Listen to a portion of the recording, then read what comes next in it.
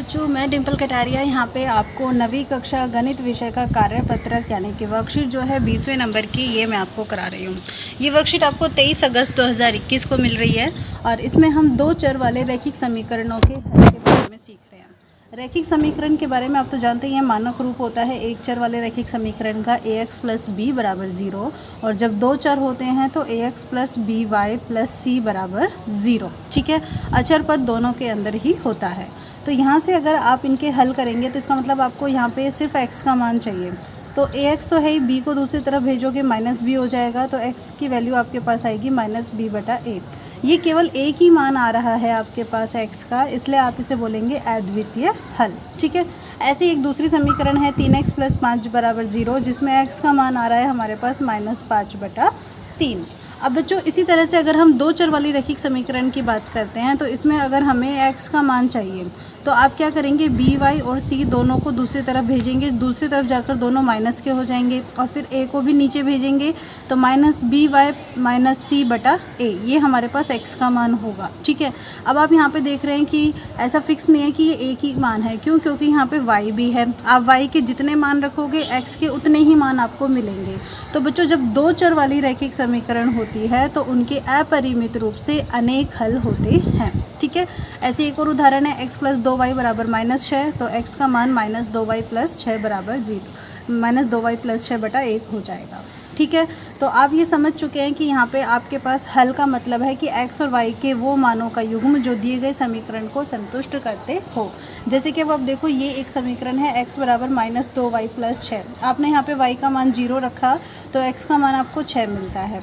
Next time y का मान 1 रखने पे x का मान 4 मिलता है और y का मान 2 रखने पर x का मान 2 मिलता है। हम इनको यहाँ पे इस टेबल के अंदर रख लेते हैं, तो हमारे पास ये कितने मान मिल गए हैं, 3।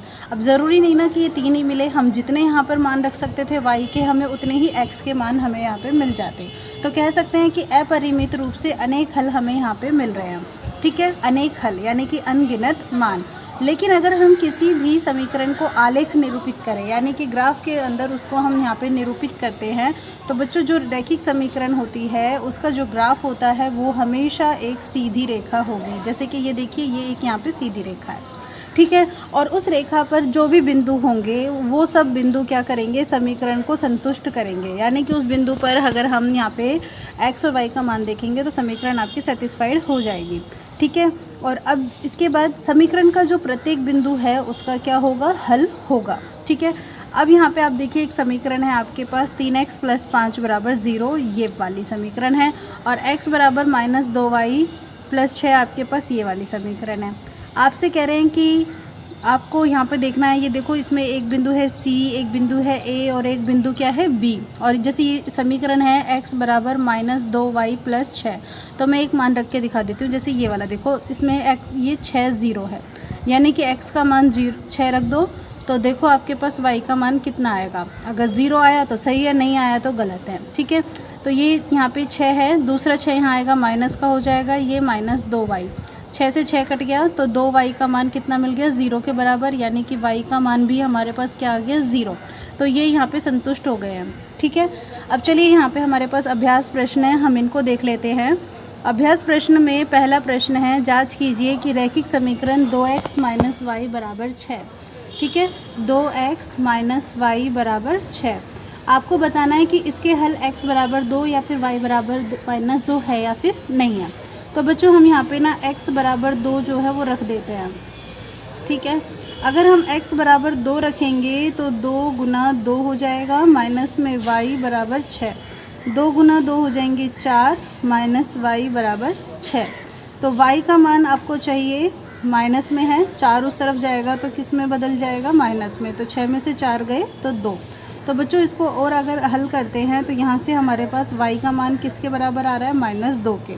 तो आप देखो, आपने x का मान 2 रखा तो y का मान माइनस 2 हमें मिल गया है, और यही हमें इस प्रश्न में दिया हुआ है। तो इसका मतलब ये इस समीकरण का हल है। ठीक है बच्चों, ये हो गया पहला प्रश्न। अब दूसरा प्रश्न देखते हैं, y प्लस बराबर है 5x प्लस 2 के, इसके कितने हल हो सकते हैं। बच्चों इसके अभी हम देखें तो जैसे बताया था कि जितने हम यहाँ पर x के मान रखेंगे उतने ही हमारे पास y के भी मान मिलेंगे ना। तो हम ये कह सकते हैं यहाँ पे कि अपरिमित रूप से अनेक हल यहाँ पे मिलेंगे हमें। ठीक है, अब तीसरा प्रश्न देखो, अगर समीकरण 5x plus Y P Y बराबर है 4 के। ठीक है, 5x प्लस पी वाई बराबर है 4 के। तो यहाँ पे आपको हल भी बताया हुआ है, x का मान 2 और y का मान 3। हम ना यहाँ पे x का मान 2 और y का मान 3 रखेंगे, तो 5x हो गया यहाँ पे 2 प्लस p, y की जगह हमने रखा 3 और ये बराबर किसके हैं, 4 के। तो अब इस प्रश्न में हमसे इन्होंने कहा है कि आपको p का मान ज्ञात करना है। तो अब हम p का मान ज्ञात करना चाह रहे हैं, तो 5 दूनी 10 हो गया है, p को 3 से गुना किया तो 3p बराबर में यहाँ पे आया 4। तो बच्चों 3p 4 तो है ही, ये प्लस का 10 इस तरफ जाएगा, माइनस हो जाएगा -6, तो p का मान हो जाएगा -6/3 यानी कि -2। ये हमारा उत्तर हो गया। ठीक है, चलिए अब देखते हैं इसका चौथा प्रश्न। समीकरण x प्लस वाई बराबर 4 और y प्लस बराबर 2x का आलेख खींचना है। ठीक है, तो पहले तो x प्लस वाई बराबर 4 ले लेते हैं, x प्लस वाई बराबर 4। तो यहाँ पे हम y का मान निकालते हैं, कैसे, ये 4 माइनस x करते हैं।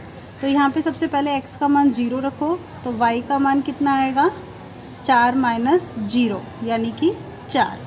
तो x का मान बच्चों हम पहले लिखते हैं और y का मान बाद में लिखते हैं, तो ये बिंदु हो गया। ऐसे ही एक बार हम y का मान 0 रख के देख लेते हैं, तो y का मान 0 रखेंगे तो यहाँ पे y की जगह हम क्या करेंगे, 0 लिखेंगे, 0 बराबर 4 माइनस x। ठीक है, 0 बराबर 4 माइनस x, तो x का मान हमें कितना मिलेगा, 4। तो जैसे मैंने बताया x का मान हम पहले लिखते हैं, y का मान हम बाद में लिखते हैं। अब हम इसको ना एक ग्राफ के अनुसार यहाँ पे प्रदर्शित करने की कोशिश करेंगे कि क्या होता है। ठीक है, तो ग्राफ के अनुसार प्रदर्शित करने के लिए ये हमने यहाँ पे एक ग्राफ बना लिया है। इस ग्राफ में ये हमारे पास x अक्ष है, ये हमारे पास y अक्ष है, ये 0, फिर उसके बाद ये 1, ये 2, 3, 4, 5, ऐसे यहाँ पे ये 1, फिर ये 2, ये 3 और ये 4। बच्चों हमने यहाँ पे स्केल लिया है, x एक्सिस पे भी 1 यूनिट का और y एक्सिस पे भी 1 यूनिट का। तो पहले वाला क्या है, x की वैल्यू 0 और y की वैल्यू 4, तो वो तो ये वाला बिंदु हो गया। और दूसरे में x का मान 4, y का मान 0। हम इन दोनों बिंदुओं को आपस में मिला लेते हैं, ये देखिए। ठीक है, तो इस प्रकार से ये हमें यहाँ पे मिल जाता है इस समीकरण का हल। ये जो बिंदु है आपस में एक दूसरे को काटना चाहिए। ठीक है, एक दूसरे को यहाँ पे काटने चाहिए। तो ये हो गया आपका x प्लस वाई बराबर 4 का हल। दूसरी समीकरण है आपके पास y बराबर 2x। तो इसका मतलब x का मान 0 रख दो तो y का मान कितना आया, 0। अगली बार x का मान 1 रख दो तो y का मान कितना आया, x का मान 1 रखने पर y हो गया है x का दुगना यानी कि 2। ठीक है, और नेक्स्ट टाइम पे अगर हम x का मान लीजिए 3 रख रहे हैं तो y का मान भी कितना आ रहा है, 3 दूनी 6। ठीक है, अभी हम इन बिंदुओं को यहाँ पे अंकित करते हैं। तो x का मान 0 रखने पे y का मान 0, ये मैं यहाँ पे कलर चेंज किया है ताकि आप कंफ्यूज ना हो। x का मान 1 रखने पे y का मान 2 हो जाता है। ठीक है, तो ये यहाँ पे ये वाला बिंदु हो गया है। फिर उसके बाद x का मान 3 रखने पे y का मान 6, तो y के मान 6 के लिए तो 5 और ये वाला हो जाएगा 6। और यहाँ पे ये इस तरफ में ये दोनों क्या करेंगे, आपस में मिलते हैं, तो ये आपका हल होंगे। अब हमें इन तीनों बिंदुओं को यहाँ पे क्या करना है, एक स्ट्रेट लाइन यानी कि सरल रेखा की सहायता से जोड़ देना है। ठीक है बच्चों, आप यहाँ पे अच्छे से कर लीजिएगा। मेरा थोड़ा सा हिल सकता है लेकिन आपका नहीं हिलना चाहिए, क्योंकि मैं इस समय विदाउट पेन पेंसिल मतलब मैंने कुछ यूज़ नहीं किया है ना, मेरे पास यहाँ पे स्केल वगैरह नहीं है, इसलिए तो आप इसे अच्छे से करके बना लीजिएगा। ये तीनों बिंदु आपके आपस में यहाँ पे मिलने चाहिए। ठीक है बच्चों, तो ये हो गई है हमारे पास y बराबर 2x वाली रेखा। ठीक है, और ये वाली कौन सी थी, x प्लस वाई बराबर 4। अब इसके बाद अगर हम आगे देखें इसमें, तो यही हमारे प्रश्न थे। हमारी वर्कशीट कंप्लीट होती है। अब हम मिलेंगे नेक्स्ट वर्कशीट में। तब तक के लिए bye bye, tata. Thank you so much for watching this channel.